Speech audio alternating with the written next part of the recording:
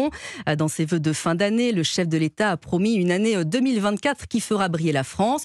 Une année millésimée grâce aux Jeux Olympiques de Paris, grâce à la réouverture de Notre-Dame de Paris et à la commémoration des 80 ans du débarquement de 1944. Bonjour Arthur Delaborde. Bonjour à tous. En revanche, le président n'a pas fait d'annonce politique concrète, ce que n'a pas manqué de lui reprocher l'opposition. Effectivement, à gauche comme à droite, les oppositions dénoncent surtout un exercice d'autosatisfaction d'Emmanuel Macron. Dans ce discours, rien n'allait, explique le porte-parole du parti Les Républicains, Guilhem Carillon.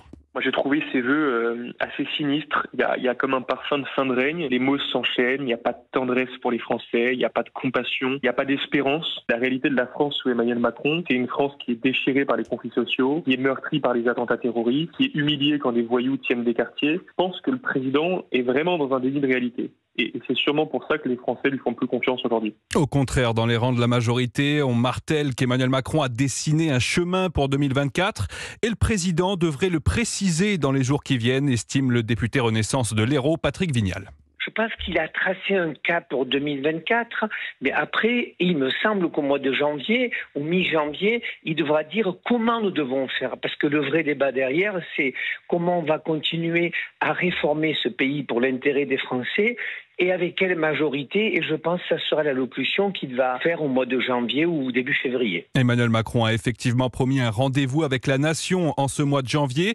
Et alors que l'hypothèse d'un remaniement agite la majorité, l'entourage du président confirme les informations d'Europe 1 selon lesquelles il n'y aura pas de Conseil des ministres cette semaine. La prochaine réunion du gouvernement à l'Elysée aura lieu dans 10 jours, le 10 janvier. Merci Arthur Delaborde du service politique d'Europe 1. Et on continue de décrypter ses vœux après ce journal en